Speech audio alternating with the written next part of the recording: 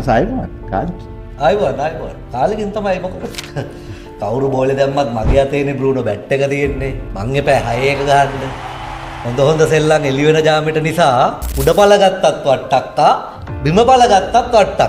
පුංචි ගෙඩි වට්ටක්කා. මොකද්ද ක්‍රිකට්? මොකක්ද කවුරු දන්නේ මොකද්ද කියන්නේ? උණ විකාරද තාම? පටරම් උණ විකාර කිව්වේ හැරි මූට මොන විකාරද? බැට් එක තියෙන්නේ මගේ අතේනේ. කවුරු බෝලේ දැම්මත් 6 පාර ගන්න ඕනේ මමනේ. හොඳ සෙල්ලම් එළි වෙන ජාමෙට නිසා උඩපල ගත්තත් වට්ටක්කා, බිමපල ගත්තත් වට්ටක්කා. පුංචි ගෙඩි වට්ටක්කා.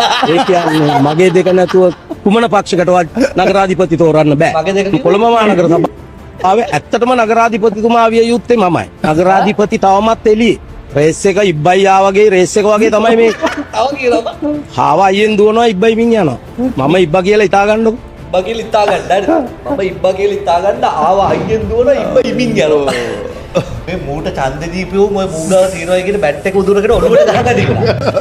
ඒක ඇත්තටම මූට ඡන්ද දීපියෝ තමයි මොලේ කලදක්වත් නැද්ද? මොලේ ඔපරේෂන් කරලා එළියට රන් තියලා ගිහිල්ලා ඡන්ද දාලා තියෙනවා. ස්වාධීන කර්තා දෙකක් ඉන්න එකක් නේ ඔය. මේ බැට් එක ලකුණට දෙකක් තියෙනවා.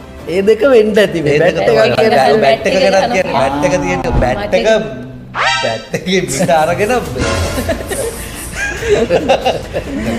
අල්ල ගන්න ඕනේ මම. ට්‍රිප් එක හරියට